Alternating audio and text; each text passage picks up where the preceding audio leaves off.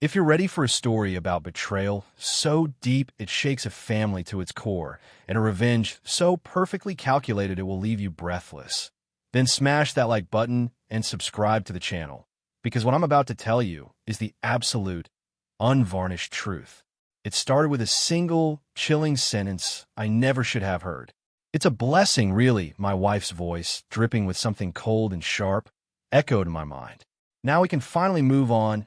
She was talking about my mother, my dear mother, who had just passed away. She thought I was a broken old man, a wallet to be emptied and then discarded. She had no idea who she was dealing with. She was about to find out. The drive home from the hospice was a blur of rain-streaked glass and the hollow ache in my chest. My mother was gone. The one person in the world who had always seen me, truly seen me, was no more. For 58 years, she had been my compass, my anchor. The silence in the car was a physical weight, pressing down on me, suffocating me with memories. I pulled into the driveway of the house I had built with my own two hands, every brick and board a testament to a life I thought was solid. I expected to walk into a home quiet with shared grief. I expected my wife, Clara, to hold me. I expected my son, Leo, to offer a comforting hand on my shoulder. I was a fool. The front door was unlocked. The house was unnervingly silent, but it wasn't the silence of mourning. It was the tense, charged silence before a storm. "Clara," I called out, my voice hoarse. "Lao." Nothing. A knot of unease tightened in my stomach. I walked through the living room, a museum of Clara's expensive taste that I had funded without complaint for 30 years. Everything was pristine, untouched. It felt cold, sterile, like a hotel lobby. I went to the kitchen. On the gleaming marble island, propped against a hideously expensive fruit bowl that never held any fruit, was a single folded piece of paper. Leo's handwriting. My heart began to pound a frantic, heavy rhythm against my ribs. "Dad," it began. "I'm so sorry. I don't know what else to do. I have to go away for a bit to think. I can't be here right now. I can't look at her." My eyes scanned the note, desperate for an explanation. "I overheard her on the phone with Aunt Carol after you left for the hospice this morning. She said Grandma's passing was a convenient end to a financial drain." She was laughing, Dad. Laughing. "She said now she could finally sell the house and move to the city, that you were getting old and sentimental and would need to be managed." She mentioned a lawyer, someone specializing in elderly asset protection, but the way she said it made my blood run cold. I confronted her. She told me I was a stupid, ungrateful boy and that I needed to get with the program. We argued. It got ugly. I couldn't let her just take everything from you after what she said. I couldn't let her hurt you more right now. So I did something crazy. She's in the basement. I locked the door. The old bolt on the outside. The one you always meant to remove. "I'm sorry. I just needed to stop her. I need to clear my head. I love you. Lao." I read the note 3 times. The words swam before my eyes, nonsensical at first, then coalescing into a reality so monstrous it stole the air from my lungs. A low, muffled banging started from the floor beneath my feet, a furious, rhythmic thumping, and then a scream filled with rage, not fear. "Lao, you little brat, you let me out of here this instant. David, are you home?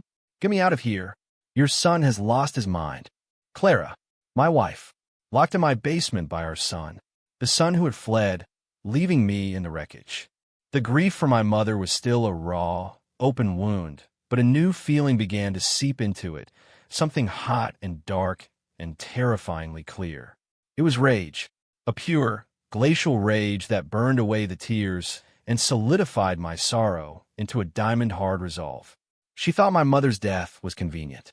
She thought I needed to be managed. She had underestimated me for the last time. I walked over to the basement door. The heavy oak, installed for soundproofing my workshop, was vibrating slightly with her pounding. The thick iron bolt, a relic from a time I was more concerned with workshop security, was slid firmly home. I placed my hand on the cool wood. "David, I know you're out there. Let me out," she shrieked. I said nothing. I just stood there, listening to her fury, and in the chilling silence of my own mind, a plan began to form. a meticulous, step-by-step demolition of the life she thought she was about to inherit. My relationship with Clara had been a long, slow lesson in misplaced trust. We met when I was a young, ambitious structural engineer with a fledgling firm and a heart full of foolish optimism. She was a vision, an art gallery assistant with eyes that promised a world of excitement and passion. I fell hard. For the first few years, it was wonderful. We were a team. But then, my firm started to take off. The contracts got bigger, the money started flowing, and Clara began to change. Or perhaps, she simply began to reveal who she had been all along. My work was boring, my passion for design and structure was tedious, her passion became spending. She developed a taste for luxury that quickly outpaced my burgeoning income. A bigger house, designer clothes, extravagant vacations, jewelry that cost more than a car. I told myself it was fine. I loved her. Making her happy made me happy. That's what a husband did. When Leo was born, my hope was that motherhood would ground her. For a while, it seemed to, but soon, Leo just became another accessory to drape in expensive clothes, to enroll in the most exclusive schools. My dream had always been to build my engineering firm into a legacy, a leader in innovative, sustainable design. But the constant financial pressure from Clara forced me to take on more lucrative, less fulfilling projects. Big, ugly concrete monoliths for faceless corporations. Every project I took, a small piece of my soul chipped away, traded for a new handbag for her or a 5-star trip to Dubai. Eventually, the pressure became too much. A massive, multinational corporation made an offer to buy my firm. It was a fortune, more money than I had ever dreamed of. Clara was ecstatic. "Sell it, David," she'd urged, her eyes gleaming. "Think of what we could do. We'd be set for life. You could finally relax. We could travel the world." I didn't want to relax. I wanted to build. But I was tired. Tired of the arguments about money. Tired of feeling like my dreams were an inconvenience to her lifestyle. So I sold. I signed the papers and walked away from 30 years of my life's work. The money, a staggering sum, was deposited into our accounts. And I, David, the builder, the creator, became David, the retired husband. David, the money manager. David, the source. For a while, the quiet life was a relief. I poured my energy into the one project I had left, our home. I had bought the land years ago and designed the house myself, a modern masterpiece of wood, glass, and stone that integrated perfectly with the surrounding woods. The basement was my sanctuary. It wasn't some damp, dark cellar. It was a fully equipped workshop with custom cabinetry, perfect lighting, and every tool an engineer could desire. It was where I went to tinker, to design small furniture pieces, to feel the satisfaction of creating something with my own hands. It was the only part of the house that felt truly mine. Clara hated it. She called it my dusty bunker and complained that the space could be converted into a wine cellar or a home cinema. As the years passed, Clara's contempt for me grew more and more transparent. I was no longer the dynamic engineer she married. I was just the old man who held the purse strings. Her conversations were peppered with dismissive remarks. "Oh, David wouldn't understand. It's a fashion thing. Don't bother Dad with the details. It'll just confuse him. He's happy enough puttering around in his little workshop." She treated me like a doddering fool, a relic whose only remaining function was to sign checks. And I, consumed by a weary desire for peace, let her. It was easier than fighting. Leo was caught in the middle. He was a good boy, with my quiet nature and my love for logic and order. But he was also his mother's son, accustomed to the comfort and privilege she provided. He saw her disrespect, and it pained him. I could see it in his eyes. But he was young, and she was a powerful, manipulative force. He rarely stood up to her, choosing instead a path of quiet appeasement. I never blamed him. I understood the pressure he was under. Then, my mother fell ill. It was a slow, cruel decline. My world narrowed to her bedside at the hospice. I spent every possible moment with her, reading to her, holding her hand, soaking in the last vestiges of her wisdom and unconditional love. Clara's reaction was one of profound impatience. My vigil was an inconvenience. David, You can't spend all your time there, she'd say, her voice tight with annoyance. They have nurses for a reason. We had plans to go to the Hamptons, or is this going to go on for much longer? The garden party is in 2 weeks, and I need to know if we're hosting. Each word was a small, sharp jab at my grieving heart. I saw the greed in her eyes. My mother wasn't wealthy, but she had a modest estate, and more importantly, her passing would sever the final link to my past, to a life before Clara. In her mind, it was the last obstacle to her having complete control. And now here I was, standing outside the basement door, her furious screams echoing in the silent house. Leo's note was a key, unlocking a secret room in my mind I had kept sealed for years. The room where I stored every slight, every condescending remark, every time she had made me feel small and foolish. The door to that room was now wide open, and the man who had passively accepted her disrespect for years was gone. In his place stood someone else, someone colder, more patient, and infinitely more dangerous, someone who remembered every detail. I turned from the door, leaving her to scream. I walked into my home office, the one place she never entered because it was filled with boring books and papers. I sat down at my heavy oak desk. I didn't turn on the computer. I just sat there in the gathering dusk, and I began to think, not with the heart of a grieving son or a betrayed husband, but with the mind of an engineer. A problem had been presented. A structure had failed. It was time to assess the damage, analyze the weak points, and design a new solution. A permanent one. The first day, I let her scream. Her voice grew hoarse.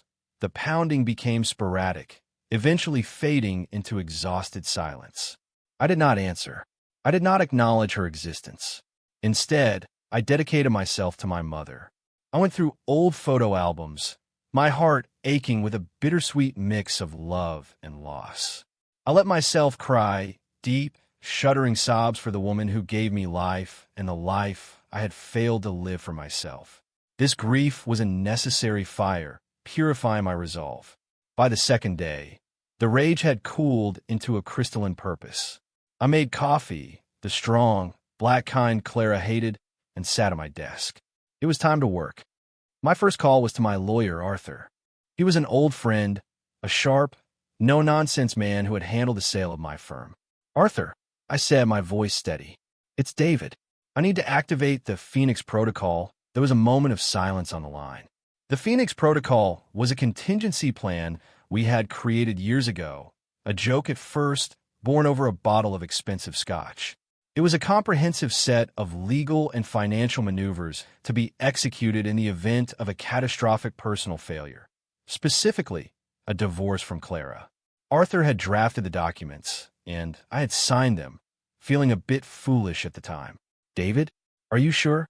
he asked, his voice laced with concern. "What happened?" "I'm sure," I replied, ignoring his question. "Execute everything. The trust dissolutions, the asset transfers, the whole 9 yards. And Arthur, draw up divorce papers. Irreconcilable differences. And I want an eviction notice for a cohabitant with no legal claim to the property." Another pause. "My God, David, it's that bad." "It's worse," I said. "Just do it. And send a courier with all the relevant documents to my house. Today." Next, I accessed my financial records. Clara had always believed our fortune was a single, massive pot of joint assets. She was wrong. When I sold my company, on Arthur's advice, I didn't just dump the money into a checking account. A significant portion, the seed money that had started my firm, which was technically an inheritance from my father, was funneled back into a protected trust. The rest of the proceeds were placed in a series of tiered accounts. The primary household account, which Clara had access to, was kept lavishly full. But the bulk of the capital was in a separate investment portfolio, legally structured as my sole and separate property, shielded by the very prenuptial agreement Clara had laughed at 30 years ago. "What's this, Davy?" she had giggled, waving the papers in the air before signing them without a glance. "Don't you trust me?" I remember smiling and saying, "It's just a formality, my love." It was one of the few times I had successfully lied to her. Over the years, I had maintained the illusion, transferring a generous allowance into the joint account each month. letting her believe she was spending from our shared wealth. In reality, she was spending from a carefully controlled fund while the real fortune grew quietly in the background, untouched and unseen. My final task for the day was the house. My masterpiece. Leo's note mentioned she wanted to sell it. The thought sent a spike of ice through my veins. This house was more than a building. It was my soul rendered in wood and stone. She would never sell it. I pulled out the original deed and the mountain of paperwork from its construction. As I suspected, I had been cleverer than even I remembered. The land had been purchased by a family trust established by my mother years ago. I had built the house using funds from my protected inheritance account. The house itself was legally an asset of the trust. I was the trustee and primary resident, but upon my mother's death, the trust articles stipulated that full, unencumbered ownership of all its assets, including the house, reverted solely to me. Clara's name was nowhere, not on the deed, not on the trust, not anywhere. Legally, she was nothing more than a long-term guest, a guest whose welcome had just expired. Late in the afternoon, a courier arrived. He handed me a thick leather portfolio. Inside were the divorce papers, the eviction notice, and copies of the trust documents and the prenuptial agreement, all stamped and notarized. I laid them out on my desk like a general reviewing his battle plans. Every piece was in place. The silence from the basement was now complete. She had given up yelling. She was probably sitting in the dark, fuming, planning her verbal assault for when I finally let her out. She would be expecting me to be apologetic, perhaps even frightened of her wrath. She would be expecting to have the upper hand. The irony was a bitter pill, but I swallowed it. For 30 years, she had played a game, and I had unknowingly been her pawn. Now, the board was reset, and I was the one making the moves. I slept on the couch in my office that night. I couldn't bear to sleep in the bedroom we had shared. The next morning, the third day of her confinement, had decided it was time. I made a pot of coffee and a plate of toast. I didn't take it to the basement door. Instead, I went to my workshop. At the back of the shop, behind a heavy canvas sheet, was a project I had started and abandoned years ago, a dumbwaiter designed to lift heavy materials from the garage directly into the workshop. It was fully functional, just unadorned. I placed the coffee and toast inside, pressed the down button, and sent it on its way. Then I switched on the intercom system I had installed for communicating with someone in the garage. "Clara," I said, my voice calm and even. A startled gasp came back through the speaker, followed by a torrent of abuse. "David, you son of a... You locked me in here. I'm going to have you arrested. I'm going to sue you for everything you have. You are a dead man." I let her vent. I listened to the threats, the insults, the sheer, undiluted venom. When she finally paused to take a breath, I spoke again, my tone unchanged. "There is coffee and toast on the dumbwaiter. Eat something. We need to talk, she shrieked. "I have nothing to say to you, you pathetic old man. Let me out of here." "I will not be letting you out, Clara," I said simply. "Not yet. We're going to have a conversation. You can have it now, or you can have it tomorrow. The choice is yours. But until we talk, you will remain where you are." A long, seething silence followed. I could picture her perfectly. Her face flushed, her expensive silk blouse wrinkled and stained, her perfectly manicured nails chipped from pounding on the door. The predator, trapped in a cage of her own making. Finally, a weary, defeated voice came through the speaker. "Fine, talk." I took a deep breath. I picked up the leather portfolio from my desk and walked to the basement door. I did not slide the bolt. Instead, I stood there, leaning against the frame, the intercom in my hand. "First," I began, "I want you to know that I returned from the hospice to find you locked down there. I did not do this. Leo did. That little traitor," she spat. "When I get my hands on him. He left a note." I continued, cutting her off. "He told me what he overheard. He told me about your phone call with your sister, about how my mother's passing was convenient, about how she was a financial drain. He told me you were planning to sell my house and have me manage. The silence on the other end was absolute. I had fired the first shot, and it had hit its mark. I could feel her shock radiating through the door. That's not true," she stammered, her voice losing its bluster. "Leo is a dramatic, confused boy. He misunderstood, did he? I asked, my voice dangerously soft. Did he misunderstand the laughter, Clara? He said you were laughing. I let that hang in the air. I didn't need to check phone records or cameras. The truth was written in her panicked silence. I opened the portfolio. The rustle of paper was loud in the quiet hallway. For 30 years, you have viewed me as an obstacle, an inconvenience, a wallet. You dismissed my work. You ridiculed my passions, and you systematically bled me dry to fund a life of meaningless excess. You thought that when I sold my company, you had won. You thought all that money was yours to control. It's ours, she insisted, a note of desperation creeping into her voice. We're married. What's yours is mine. Is it? I asked. I pulled out the first document. Do you remember this, Clara? Our prenuptial agreement.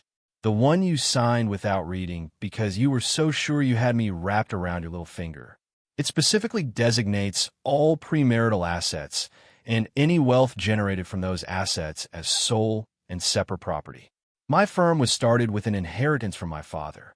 According to this legally binding document, which you signed, the proceeds from its sale belonged to me, and me alone. A strangled noise came through the intercom. It might have been a word, but it sounded more like an animal in pain. But the house, she cried, her voice cracking. The house is in both our names. I know it is. We'll sell it, and I'll take my half. Her confidence was a flickering candle in a hurricane. I almost felt a flicker of pity for her. Almost. I'm afraid you're mistaken again, I said, my voice devoid of any emotion. I pulled out the second set of documents. I built this house, Clara, every single inch of it, and I built it on land owned by my mother's family trust. I funded its construction with my protected assets. The deed is in the name of the trust, not in our names. The trust documents are quite clear. Upon my mother's passing, full ownership of all trust assets reverts to the designated heir. Me, you, Clara, have no legal claim to this property whatsoever. You are, and always have been, a guest. The silence that followed was profound. It was the sound of a world crumbling. The sound of a greedy, entitled life hitting a brick wall at 100 miles an hour. I could almost hear the gears turning in her head, the frantic search for a loophole, for some angle she had missed. The accounts, she whispered, her voice barely audible. The joint accounts, there are millions in there. There are a few 100,000, actually, I corrected her gently. Enough for you to live comfortably, which you have. The rest, the real fortune, it has been sitting in a portfolio under my name, protected by the prenup. What you thought was our ocean of wealth was merely the tide pool I allowed you to play in. Finally, I pulled out the last two papers. Which brings us to these, I said. The first is a petition for divorce. I've cited irreconcilable differences, though I think gross moral turpitude would have been more accurate. The second is an eviction notice. It gives you 24 hours to vacate the premises upon receipt. You may take your personal belongings, your clothes, your jewelry, the ridiculous trinkets you've filled this house with. You may not take anything else. You can't do this, she whispered. The rage was gone, replaced by a hollow, pleading disbelief. David, please, think of all the years. Think of Leo. I am thinking of Leo, I retorted, a flash of heat finally entering my voice. I'm thinking of how you corrupted him with your materialism and your contempt. I'm thinking of how you drove him from his own home. And I'm thinking of my mother and how you danced on her grave before she was even in it. I slid the heavy iron bolt back. The sound was like a gunshot in the silent house. I opened the door. She was huddled at the bottom of the stairs, her face pale and streaked with tears, her eyes wide with a terror I had never seen before. She looked small, pathetic. The powerful, imperious woman I had known was gone. In her place was a frightened creature, stripped of her camouflage. I didn't go down the stairs. I simply dropped the portfolio at the top. The papers scattered around her feet. The divorce petition, the eviction notice, the proof of her spectacular self-destruction. Her face went completely white as she looked from the papers to me. The color drained from her features as the reality of her situation finally, irrevocably, landed. You have 24 hours, Clara, I said, my voice flat and final. Then I turned, walked away, and gently closed the basement door, leaving her alone with the ruins of her life. She left the next morning. I didn't watch her go. I heard the front door open and close, the sound of a taxi pulling away. When I finally came out of my office, the house felt different, lighter. The oppressive atmosphere of her presence, which I hadn't even fully realized was there, had lifted. The air was clean. For the first time in years, I felt like I could breathe in my own home. The following weeks were quiet. I spent my time in my workshop, not tinkering but cleaning. I organized every tool, swept every corner, and polished the concrete floor until it shone. It was a cleansing ritual. I was reclaiming my space, reclaiming my life. Arthur handled everything. Clara's lawyer tried to fight, of course. They blustered and threatened, but they had nothing. The paperwork was ironclad. She had signed her own financial death warrant 30 years ago with a condescending giggle. In the end, she walked away with her personal belongings and a small, court-ordered settlement drawn from the joint account. Enough to rent a small apartment for a year or two, but a pittance compared to the life she had known. Her fall from grace was swift and total. About 2 months after that day, my doorbell rang. It was Leo. He looked thinner, older. The arrogance of youth had been replaced by a heavy, somber maturity. We stood there on the porch for a long moment, the silence thick with unspoken words. "Dad," he finally said, his voice thick with emotion. "I'm so sorry." I just nodded and opened the door wider. "Come in, son."